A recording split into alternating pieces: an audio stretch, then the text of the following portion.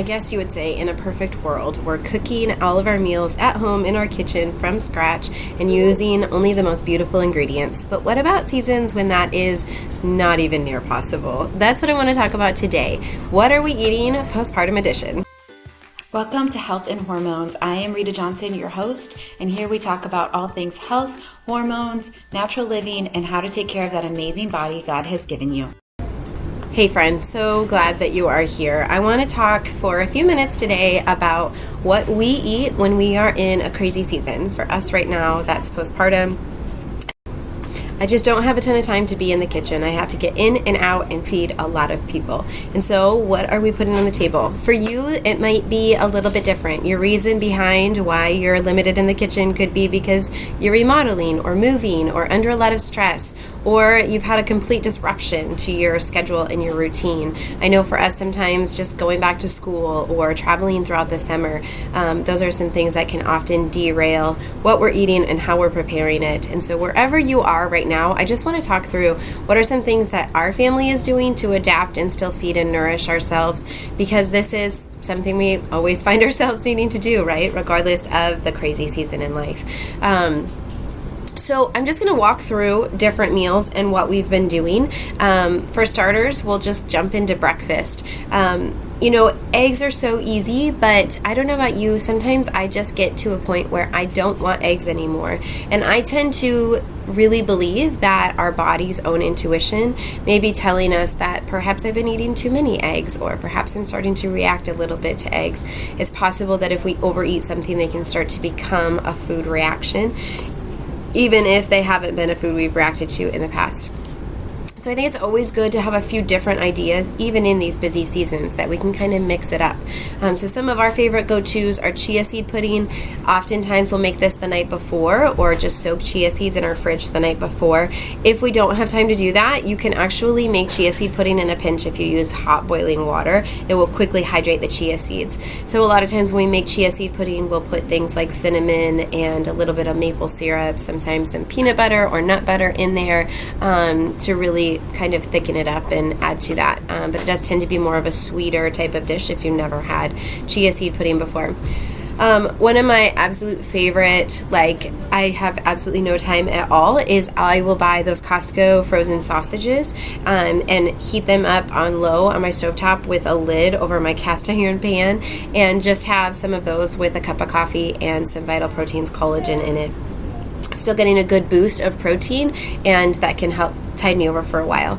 If I've been able to plan ahead or bake in advance, I love to have some breakfast protein muffins.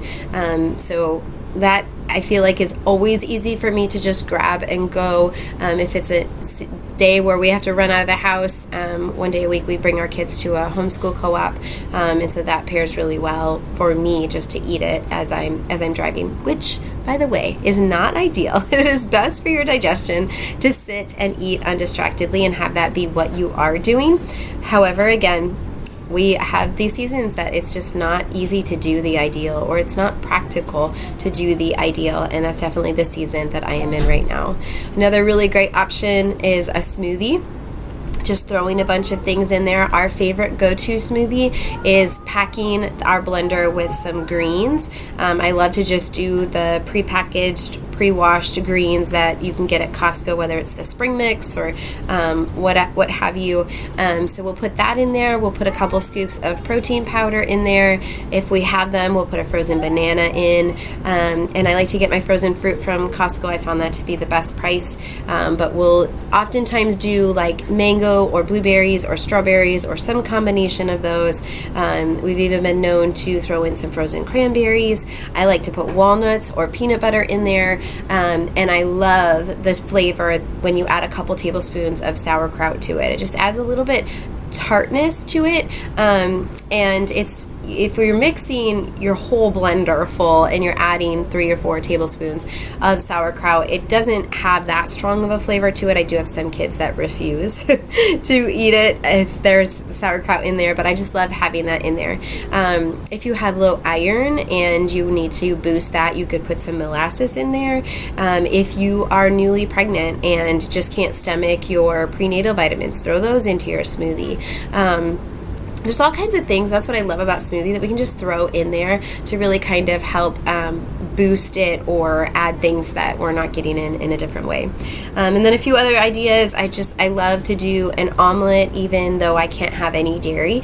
I'll just, saute some greens or mushrooms, maybe even some onion, especially if I've been able to cut some up in advance from a different day when I was cooking dinner, and then mix it together with some eggs and cook that up, or a frittata. So again, same thing. We'll take a bunch of leftovers, throw them in with some eggs, and then bake that in the oven for a little bit. Okay, so moving on to lunch. Lunch is a little tricky at my house. I tend not to make lunch for my people. It is more of a seek and ye shall find kind of meal. My favorite lunches tend to be either leftovers, or I really like if I have this salad mixes from like that have the shredded cabbage and the carrots and all of those different types of greens in there. Oftentimes, again, I'll get that at Costco. And then throwing some type of protein on top. I love to add some nuts and some olive oil just to really, give me all of those different textures and flavors. Another one that I love, if I haven't had a smoothie for breakfast, I might do a smoothie for lunch. And I tend to, when I have a smoothie at a mealtime, I really like to have something along with it that I'm chewing. And so I might pair that with a protein bar or something else to kind of give me that satisfaction of chewing as well. Another one of my favorites is those Siete brand almond flour wraps. I'll do salami and turkey, and then some avocado, and then I'll just throw some greens in there. And I love the Primal Kitchen's mayonnaise that just has avocado oil in it, and that's a quick, easy, yummy lunch that I really enjoy. All right, going on to dinner, and then we'll circle back to snacks. So for dinners, again, ideally when we're in a really busy season, I try to have some freezer meals prepped. If nothing else, what I will do is I may have some freezer meals that I'm piecing together on a weekend. So there is a really great resource. I'm going to link it up in the episode notes, but it is Veritas Fitness, and she has a meal plan subscription for freezer meals, and they're all gluten-free, dairy-free, and they're really good in my experience. And it's kind of fun because she definitely puts meals on there that I would not have chosen otherwise, so we get to experience some different flavors and taste some different things. But it's really quick and easy with how she sets it up to be able to put together 5 freezer meals on a Saturday morning. So I will try to have some of those on hand at any given time, and I try to do it with my girls. They enjoy, you have this one, and I'll print off what they need to put in there, and it's pretty quick and easy to throw it all in a Ziploc bag and then just seal it and forget about it for when we need it. That being said, if we don't have those things, then we do rely a lot on the Instant Pot. So I like to throw things in the Instant Pot. If it's a frozen meat, you can cook it. If those of you that aren't familiar, you can actually cook meat from frozen in the Instant Pot, which is glorious because you don't have to worry if you forgot to thaw it or anything of that nature. I tend to like to do more of casseroles or soups or things that I can just schedule when to pressure cook it or let it slow cook and have a timer on it. My Instant Pot's smarter than my slow cooker.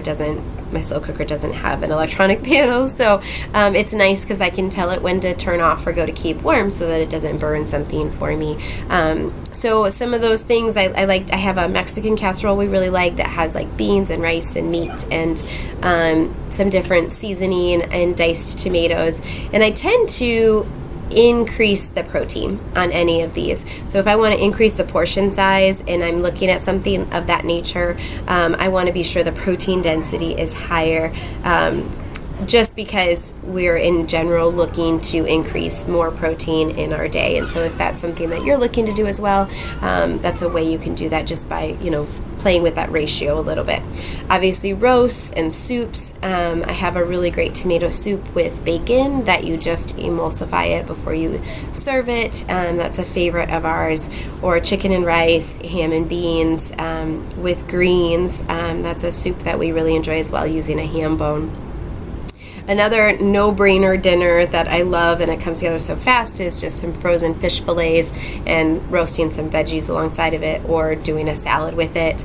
And we tend to, in these seasons, grill a lot of meat. Right now at my house, it's very cold outside and there's snow on the ground, so my husband's not super into the whole grilling thing right now, but I know as soon as we get a sunny day and it starts to melt some of the snow, we'll be back at grilling meats. So for the meantime, we're kind of bringing it more inside, cooking them on our cast iron, which is fun too, because it just causes us to kind of play around with it and do things a little bit differently than our typical standard, what we go to. And my very I have nothing in the house and we have to eat is going to Costco and getting a rotisserie chicken and a thing of salad mix and throwing that at the people. We just do, choose your own adventure there. If you want to just have chicken on the side with barbecue sauce or whatever, and then a salad next to it, that's fine. My husband and I tend to put it all together, the chicken on top of the salad, and then adding some nuts and homemade dressing and that kind of thing. But that is definitely one of my go-tos.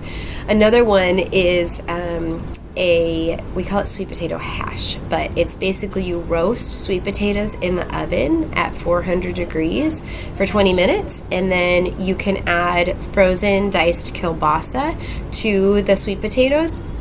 You can obviously add anything else too, but usually the potatoes need to cook longer than other things. So we might add, like, if we have some green beans that need to be used up, we have some Brussels sprouts that need to be used up. It's kind of a you name it. If you think it might taste good roasted, throw it in halfway through along with the frozen kielbasa that's been diced, and then let it cook for another 20 minutes at 400 degrees. That is one of our absolute favorite meals. Everybody loves it, and we never have leftovers. Some go-to snacks. This is a big thing, especially for me right now in postpartum, because there's such a higher need for my caloric intake, but also I tend to be really hungry. I'm not always able to eat a full meal in between helping with my baby. So some of my favorite snacks are definitely protein bars. I have a couple that I really like that don't have any sugar in them. And I try to have them kind of tucked throughout the house, by my desk, up in my room, by my bed, and then obviously in the kitchen as well. Tortilla chips with hummus or guacamole. I'm a big fan of that, although that's not always easy to do holding a baby.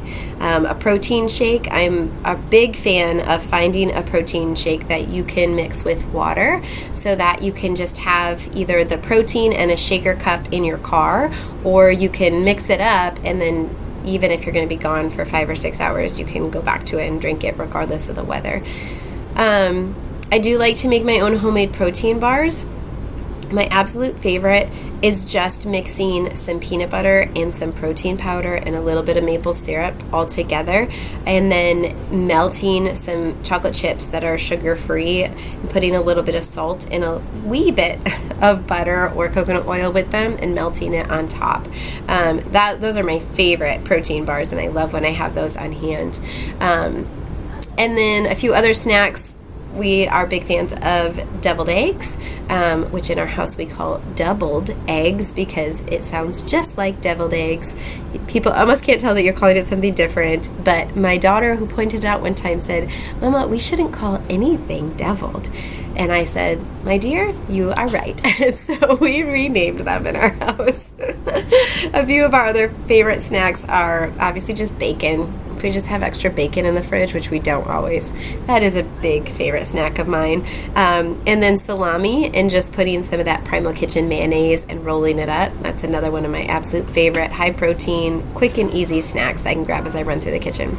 I hope this helps you if you're in a crazy season, figuring out what to eat and feed the people and how to continue to nourish your body. I just want to say, we talk a lot about things like 80-20 rules, and it could actually be that you have an 80-20 season. Maybe you just have a season right now where all gloves are off and you just have to do the best you can to actually get food into people's mouths, and that's okay.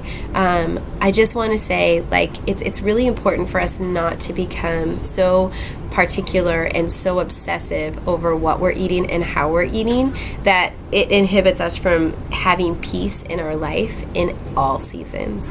So regardless of where you're at right now, I just really hope that you are able to make peace with that and then see that there is a light at the end of the tunnel. When you get through whatever you're going through that's particularly hard, it's going to get better.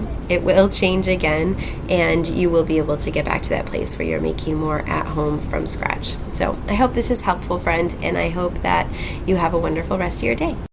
Are you interested in optimizing your workouts, your nutrition, and your hormone balance through how you are doing life throughout the course of your menstrual cycle? Well, if so, go check out my brand new cycle syncing workshop. I'd love to get it in your hands so you can learn not only why it's important to be cycle charting, but also what you can do with that information that's so much more than just seeing your fertile and infertile windows each month. Go over to my website, healthandhormones.org, and click the banner Cycle Syncing Workshop.